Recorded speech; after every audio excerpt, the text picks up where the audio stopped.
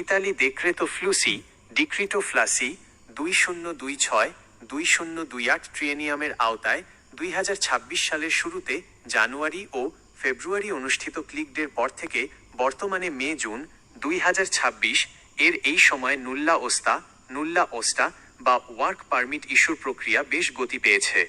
Rome এবং Venice সিটির সর্বশেষ নুল্লা ওস্তা পরিস্থিতি এবং ঢাকার ইতালি অ্যাম্বাসির ভিএফএস গ্লোবাল অ্যাপয়েন্টমেন্টের বর্তমান আপডেট নিচে বিস্তারিত দেওয়া হলো। 1. রোম ও ভেনিস সিটির নুল্লা ওস্তা আপডেট।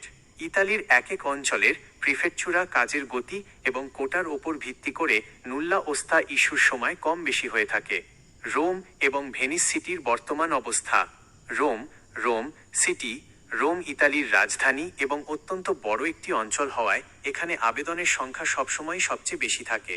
বর্তমানে রোম প্রিফেকচুরা থেকে গত জানুয়ারি ও ফেব্রুয়ারির ক্লিক-ডের কৃষি, অ্যাগ্রিকালচারাল এবং ট্যুরিজম, হোটেল সিজনাল কোটার নুল্লা ওস্তাগুলো তুলনামূলক দ্রুত বের হচ্ছে।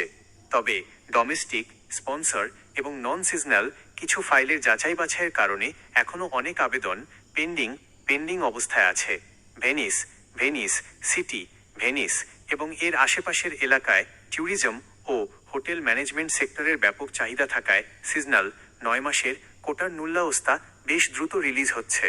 ভেনিস অঞ্চলের প্রিফেকচুরা ফাইল প্রসেসিংয়ে বেশ গতি দেখিয়েছে, যার ফলে অনেক আবেদনকারী 45 থেকে 60 দিনের মধ্যেই নুল্লা ওস্তা পেতে শুরু করেছেন।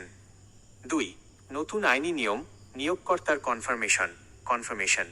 ইতালি সরকারের সংশোধিত ল ডিক্রি 145/2024 আইনটি 2026 সালের নিয়োগেও কঠোরভাবে কার্যকর করা হচ্ছে।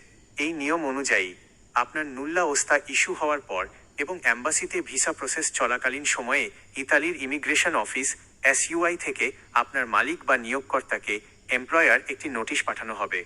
মালিককে 15 দিনের মধ্যে নিশ্চিত করতে হবে যে তিনি আপনাকে সত্যিই চাকরি দিচ্ছেন। মালিক যদি এই সময়ের মধ্যে রেসপন্স বা কনফার্ম না করেন, তবে নুল্লা ওস্তা থাকা সত্ত্বেও ভিসা রিজেক্ট হতে পারে। তাই নুল্লা ওস্তা পাওয়ার পর ইতালির মালিকের সাথে সার্বক্ষণিক যোগাযোগ রাখা জরুরি।